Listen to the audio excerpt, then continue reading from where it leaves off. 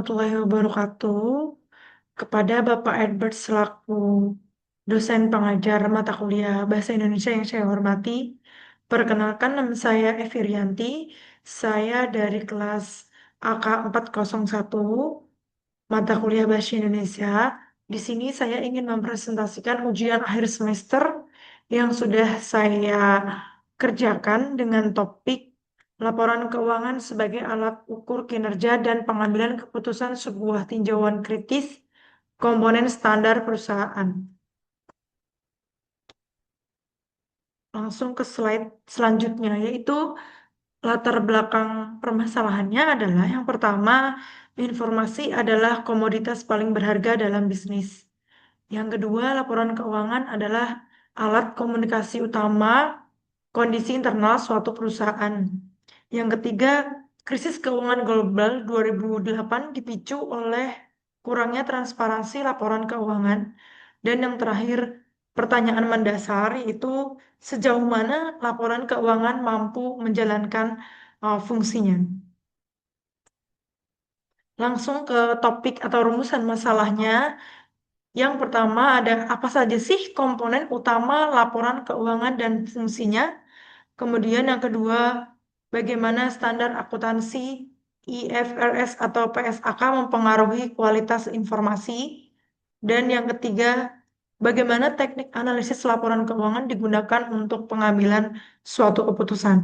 Kita akan bahas satu persatu, namun sebelumnya saya ingin menjelaskan sedikit tentang apa tujuan dari penelitian ini atau apa tujuan dari makalah ini dibuat. Yang pertama adalah laporan keuangan itu sangat penting karena merupakan fondasi dari good corporate governance. Jadi, laporan keuangan merupakan dasar dari penerapan good corporate governance atau tata kelola suatu perusahaan yang baik. Nah, laporan keuangan ini disusun secara jujur, transparan, dan akuntabel. Jadi harus sesuai dengan transparansi dan sesuai dengan kenyataan yang ada di perusahaan. Ak- Karena akan meningkatkan kepercayaan bagi investor, kreditur, pemerintah, dan masyarakat perusahaan. Karena laporan keuangan sendiri ini merupakan alat sebagai penentu atau alat sebagai pengambil keputusan. Contoh misalnya seorang kreditur. Kreditur bisa menentukan dia akan melakukan, maaf, contohnya seorang investor. Seorang investor bisa menentukan investasi atau tidak memperpanjang investasi dikarenakan mungkin tidak ada transparansi ataupun akuntabel yang sesuai. Kemudian yang kedua, pemahaman laporan keuangan diperlukan oleh akuntan profesional, manajer non-keuangan, investor, serta individu. Maksudnya di sini adalah bagaimana kemampuan memahami laporan keuangan tidak hanya penting bagi akuntansi sendiri, tetapi akuntan profesional harus bisa menyusun dan mengaudit laporan keuangan suatu perusahaan. Yang kedua, manajer non-keuangan. Bagaimana seorang manajer bisa mengambil keputusan kalau dia tidak mengetahui laporan keuangan di suatu perusahaan tersebut? Maka beliau harus tahu operasional dan strategis berdasarkan kondisi keuangan perusahaan. Yang ketiga, investor individu. Ini jadi seorang investor ini menilai kinerja perusahaan sebelum memutuskan mereka ingin membeli atau menjual saham. Jadi investor sendiri harus tahu kondisi perusahaan. Untuk tujuan yang ketiga yaitu artikel ini memberikan kerangka berpikir sistematis untuk membaca dan menganalisis laporan keuangan. Maksudnya apa? Jadi penelitian ini atau artikel ini memberikan panduan yang struktur mengenai cara membaca, memahami, dan menganalisis laporan keuangan sehingga pembaca dapat mengevaluasi kondisi keuangan suatu perusahaan secara objektif dan dapat mengambil keputusan.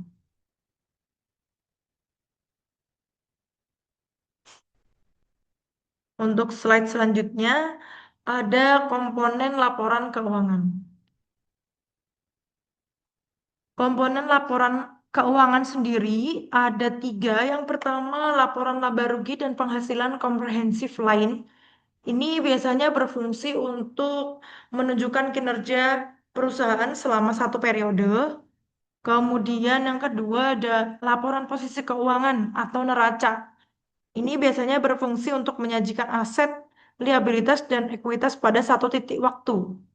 Kemudian yang ketiga ada laporan perubahan ekuitas. Ini biasanya berfungsi menjelaskan perubahan ekuitas selama satu periode. Standar yang digunakan untuk sebagai pedoman itu biasanya ada tiga, yaitu PSAK 71, PSAK 72, dan PSAK 73. Jadi PSAK Persatuan Akuntansi Indonesia yang ke-71 itu biasanya memang berfungsi untuk mengatur instrumen atau ilustrasi gelombang keuangan. Biasanya dia berdampak klasifikasi dan pengukuran aset keuangan. Kemudian PSAK 72 atau Persatuan Akuntansi 72 ini biasanya berfungsi yaitu mengatur pendapatan dari kontrak pelanggan atau bisa juga dari investor. Dia biasanya berdampak mempunyai pengakuan pendapatan 5 langkah. Kemudian PSAK yang ke-73 yaitu berfungsi sewa. Dampaknya list mencatat right of use aset dan list liability. Jadi ini harus seimbang antara aset modal dan liabilitas. Metode yang digunakan sebagai penelitian yaitu metode kualitatif yang kita ambil dari PSAK atau Persatuan Akuntansi Indonesia, kerangka dengan konseptual laporan dan sekunder melalui buku, teks, jurnal ilmiah, dan publikasi yang secara resmi. Ini yang tadi lanjutan dari komponen laporan keuangan, komponen laporan laba rugi. Ini biasanya menunjukkan pendapatan, beban, serta laba atau rugi perusahaan dalam satu periode tertentu. Biasanya tujuannya untuk mengetahui apakah suatu perusahaan itu memperoleh keuntungan atau justru mengalami kerugian. Kemudian tahap kedua, kita harus mengetahui juga neraca yang menggambarkan posisi keuangan suatu perusahaan pada tanggal tertentu. Neraca terdiri dari tiga unsur, yaitu aset, yang dimana seluruh sumber daya yang dimiliki oleh suatu perusahaan, atau liabilitas, yaitu kewajiban suatu perusahaan kepada pihak lain atau bisa dikatakan dengan hutang, dan ekuitas, yaitu hak pemilik atas aset perusahaan setelah dikurangi hutang. Kemudian ada laporan arus kas. Ini biasanya menyajikan arus masuk dan arus keluar kas selama satu periode. Laporan ini dibagi menjadi tiga aktivitas: aktivitas operasi, aktivitas investasi, dan aktivitas pendanaan. Atau laporan ini membantu menilai kemampuan dalam menghasilkan aset atau kas. Kemudian yang terakhir ada catatan atas laporan keuangan.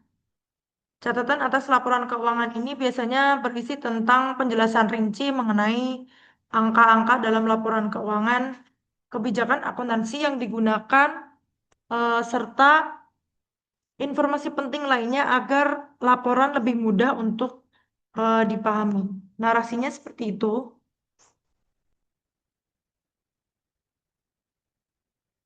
Untuk pembahasan teknis sendiri, kita sudah rangkum menjadi tiga, yaitu ada analisis rasio, bisa untuk mengukur likuiditas, solvabilitas, profitabilitas, dan efisiensi.